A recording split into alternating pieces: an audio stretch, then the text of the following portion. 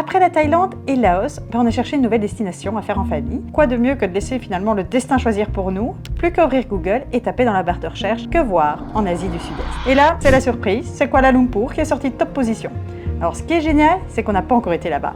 Et en plus, on peut y rester 3 mois sans visa. Bon ben super trajet, hein. Ouais. Belle entrée en matière. Dans nos 2 dernières vidéos, on a débarqué à l'aéroport de Kuala Lumpur en pleine nuit. On a dormi dans un hôtel sans fenêtre et le lendemain matin, on a découvert un pays merveilleux. Nous avons eu une chouette première impression. You welcome is a sama. Il faut le dire, on s'attendait pas du tout à ça. Après notre première nuit dans la banlieue de Kuala Lumpur, on a débarqué en taxi dans le quartier de Bukit Bintang, épicentre névralgique, touristique, the place to be de Kuala Lumpur. Alors, après quelques recherches sur internet, que faire à Kuala Lumpur? Quelle activité faire à Kuala Lumpur en famille? Nous sommes partis avec nos 4 filles découvrir cette capitale étonnante. Et dès le début, cela nous a permis de nous immerger dans la culture malaise. Et sincèrement, on va pas être déçus. Nous sommes aujourd'hui dans le cœur de Kuala Lumpur et nous allons partir explorer la ville. Et pour ça, nous allons prendre un bus. Il y a 4 lignes de bus gratuites dans Kuala Lumpur qui permettent un peu de circuler. Il y a également le métro qui est possible, il y a aussi le Grab. Et nous, on va tenter le bus.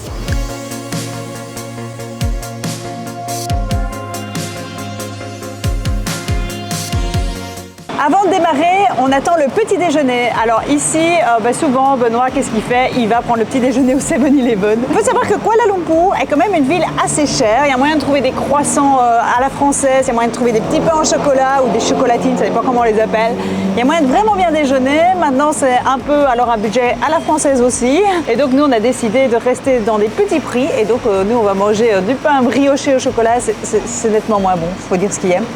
Du 7-Eleven. Bon, par contre, ça fait très bizarre de rentrer dans un bus et de ne rien payer, de ne pas te chercher à montrer un ticket. On rentre, on sort. Ça, c'est vraiment chouette à la ville de Kuala Lumpur d'avoir prévu ce service complètement gratuit. Bon, ben voilà, on a pris notre premier bus, on a pris la ligne verte. Ici, on doit, si on a bien compris, rejoindre la ligne mauve. Il y a un bus qui arrive et évidemment, Benoît n'est pas là. Il est parti acheter des Pampers. L'arrêt de bus, il est rien mis. Il n'y a pas de panneau, on ne sait pas trop à quel arrêt on est. Ici, on voit les informations affichées sur les prochains bus qui arrivent. Mais comme on ne sait pas à quel arrêt on est, c'est très compliqué de s'y retrouver. C'est officiel, Benoît. On vient de rater. On a raté le bus, ouais. Le paquet de 10 Pampers, 2 €. C'est le seul moment où on ne regrette pas qu'elle ne soit pas encore propre.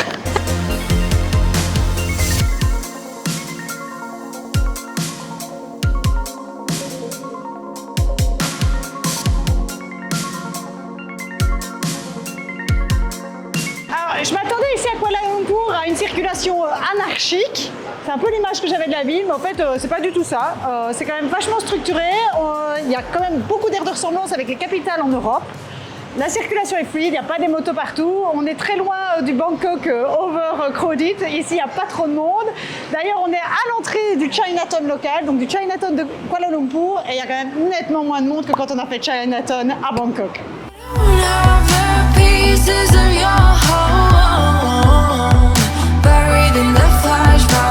Nous nous trouvons ici en face de la Jamek Mosquée. C'est très joli. Il y a de la musique, il y a de l'ambiance. Alors en ce moment, les filles sont prises en photo par tout le monde. Voilà, tout le monde dit qu'elles sont mignonnes, qu'elles sont jolies, qu'elles ressemblent à des Barbies. C'est vrai, elles sont très jolies. Ici, c'est très beau aussi, la ville est très très belle. C'est vraiment pas ce à quoi on s'attendait. Kuala Lumpur, on est vraiment éblouis, c'est très très beau. C'est très propre, c'est vraiment bien organisé. Alors les murs ici, autour de moi, sont très jolis parce qu'ils sont peints. Donc je pense que Benoît va prendre quelques plans pour vous montrer ça. Et alors il y a les canaux qui passent. Voilà, là, c'est la séance photo. À côté, elles y passent toutes les unes après les autres. Ils veulent tous être en photo avec nos filles.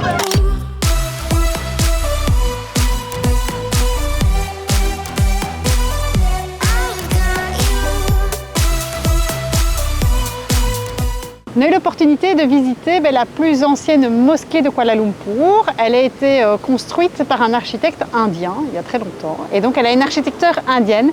Elle est très très jolie. On a pu aller dans la salle des prières. Et ce qui est très bien ici, c'est qu'il y a un guide qui parle français, gratuit, et qui nous explique un peu plus de choses. On a appris plein de choses sur l'islam. Et donc pour les filles, c'est très chouette pour avoir une ouverture culturelle. Évidemment, nous, les femmes, on doit porter le voile pour pouvoir rentrer dans la mosquée, pour pouvoir la visiter. Alors ils mettent à disposition de toute façon tout ce qu'il faut pour se couvrir. Et les hommes, ils ne peuvent pas porter de short. Donc Benoît a mis une belle petite jupette pour pouvoir faire la visite de la mosquée.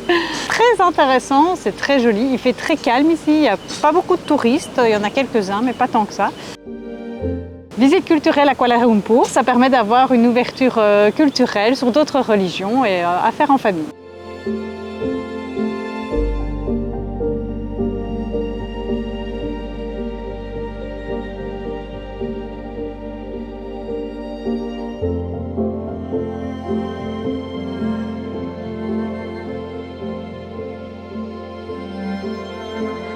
Alors nous voici sur la belle grande place de l'Indépendance. Alors c'est vraiment une très grande place et ici ça a l'air d'être un peu le lieu à photo pour les mariages. Donc il y a quelques couples qui sont en train de faire des photos.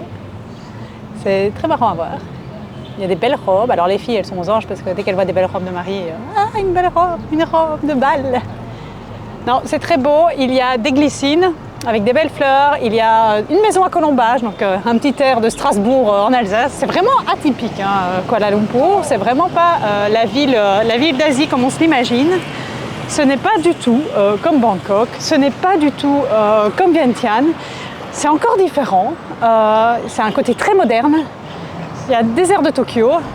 Oh, c'est marrant, c'est vraiment une très très belle découverte. Alors je crois que je dis ça dans chacune des vidéos depuis que je suis ici, mais à chaque fois qu'on se balade dans un coin différent de la ville, c'est chaque fois l'impression que ça donne, c'est que c'est pas ce à quoi on s'attendait.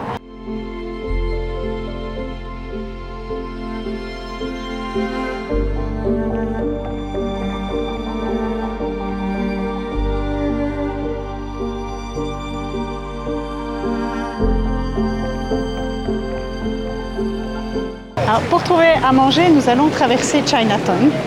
On va essayer de ne pas se laisser tenter par tous les achats pas chers. Parce qu'ici, il y a moyen d'acheter tout, toutes les marques. Toutes les marques avec une lettre de différence. Donc il y a moyen de tout acheter. Mais ici, on veut juste aller manger.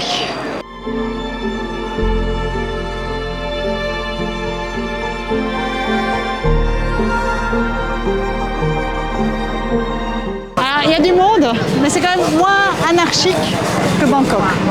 Ça a l'air d'être deux grosses artères qui se croisent. Maintenant, par où aller pour manger? Benoît cherche du haut de ses 2 mètres. Il n'y a rien. Il n'y a rien. Que une magasin de souvenirs. Continue tout droit? Tout droit.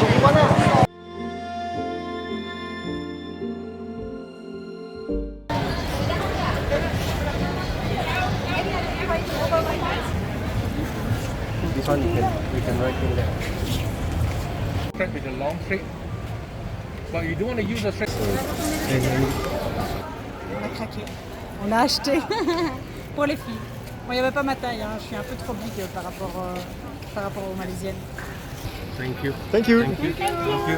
Thank you. Bon, finalement, on n'a pas été très loin. On s'est déjà arrêté pour manger.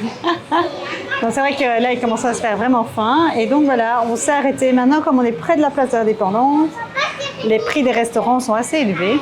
Voilà, à mon avis, on paiera moins cher dans la campagne malaisienne qu'ici. On avait faim, il était temps.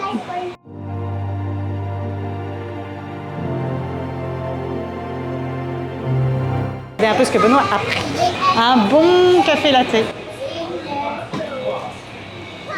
Je l'envie. Moi j'ai pris un thé vert froid, mais au fait j'aime tellement le café que je suis pas sûre que j'ai fait le bon choix. Je vais goûter. Hop, goûtons.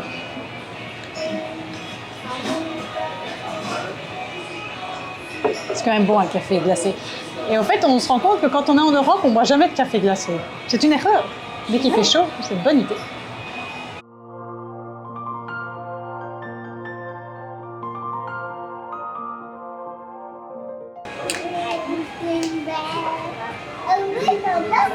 J'ai quand même fait un bon choix. Le thé vert est super bon.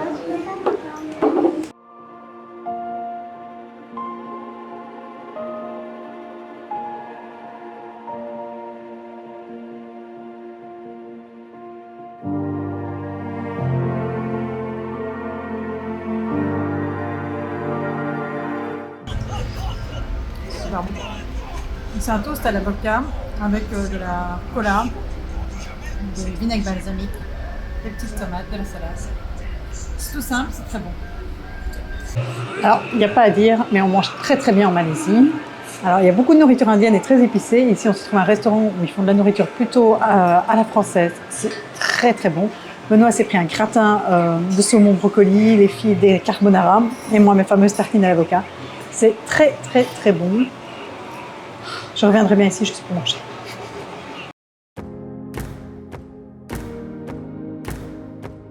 J'espère que cette vidéo sur que faire à Kuala Lumpur t'a plu. Alors, je tiens particulièrement à remercier les Malais pour votre accueil merveilleux. Franchement, vous êtes super, vous avez un pays magnifique. Et en parlant de pays magnifique, on va continuer à l'explorer encore plus dans les prochaines vidéos. Donc, si vous ne voulez pas les manquer, abonnez-vous, abonne-toi. Et puis, alors, si tu as passé un bon moment avec nous, n'hésite pas à liker cette vidéo.